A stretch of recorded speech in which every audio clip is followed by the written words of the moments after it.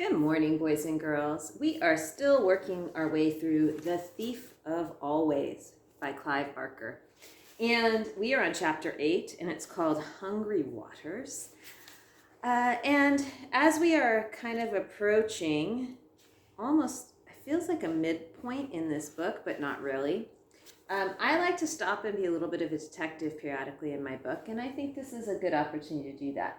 What might be the author's purpose? Where is the author going with this story? What lessons are they hoping that we get? What do they want us to learn? I like to check in regularly with my story and kind of ask myself questions to stay focused on what I can learn. Okay? So what might be the author's purpose is how I'm going to do that for this chapter. That first day in the holiday house, with all its seasons and its spectacles, set the pattern for the many that were to follow. When Harvey woke the following morning, the sun was once again pouring through a crack in the curtains, but this time it lay in a warm pool on the pillow beside him. He sat up with a shout and a smile, and either one or the other, and sometimes both, remained on his lips for the rest of the day. There was plenty to do, work on the treehouse in the spring morning, followed by food, and then the laying of plans for the afternoon, games and lazy hours in the heat of summer, sometimes with Wendell, sometimes with Lulu, then adventures by the light of a harvest moon. And finally, when the winter wind had blown out the flames in the pumpkins' heads and carpeted the ground with snow, chilly fun for them all out in the frosty air, and a warm Christmas welcome when they were done. It was a day of holidays, the third as fine as the second, and the fourth as fine as the third. And very soon, Harvey began to forget that there was a dull world out beyond the wall, where the great beast of February was still sleeping its tedious sleep. His only real reminder of the life he'd left, besides a second telephone call he'd made to his mom and dad just to tell them all was well, was the present he'd wished for and received that first Christmas, his ark. He'd thought several times of trying it out on the lake to see if it would float, but it wasn't until the afternoon of the 7th day that he got around to doing so.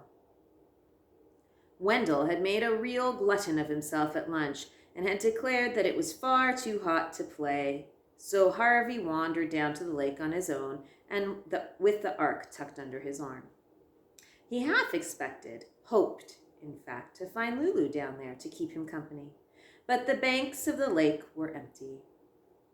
Once he laid his eyes on the gloomy waters, he almost gave up on the idea of launching, but that meant admitting something to himself that he didn't wish to admit. So he headed on down to the shore, found a rock to perch on that looked less precarious than the others, and set his ark on the waters. It floated well. He was pleased to see.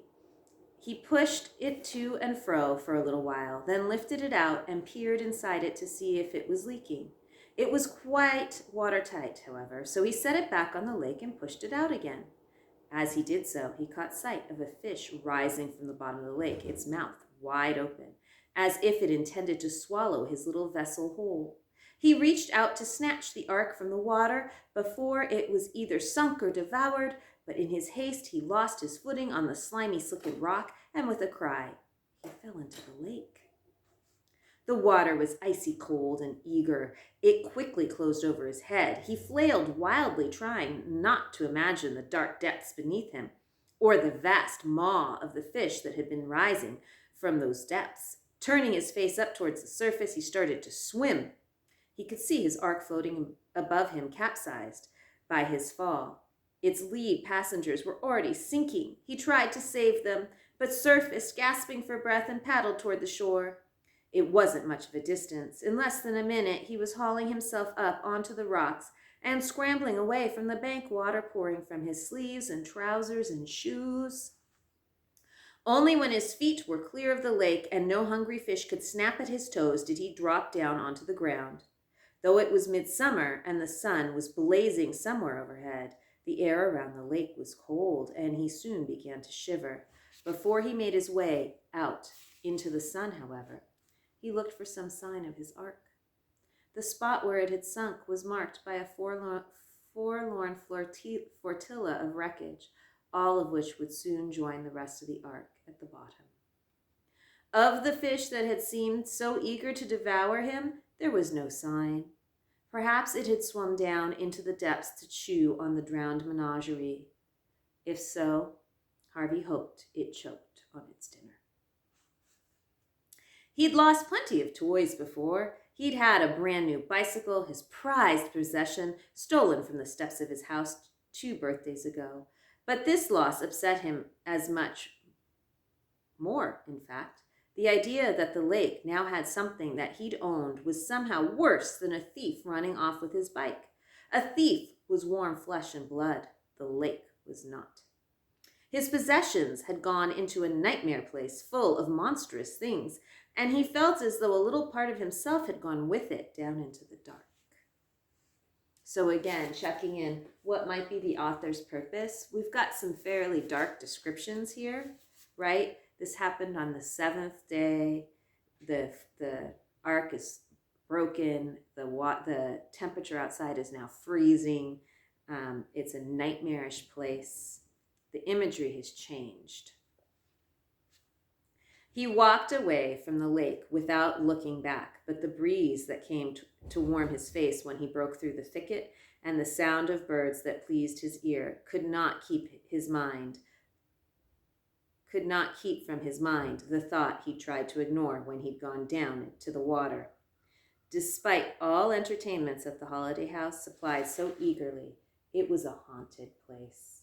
And however hard he tried to ignore his doubts and suppress his questions, they could be ignored and suppressed no longer. Whoever or whatever that hunter was, Harvey could not be content now until he'd seen its face and knew its nature. And this is the image going into the next chapter. So we know that Harvey is going to begin the next phase, that he's going to be looking for answers to his questions. He wants to know the face of the hunter, which, again, our imagery has changed. It's become a little darker. So where is the author going? What's his purpose in describing this change in our character? All right, happy reading and jotting. Remember to always ask yourself questions and be that detective. Bye.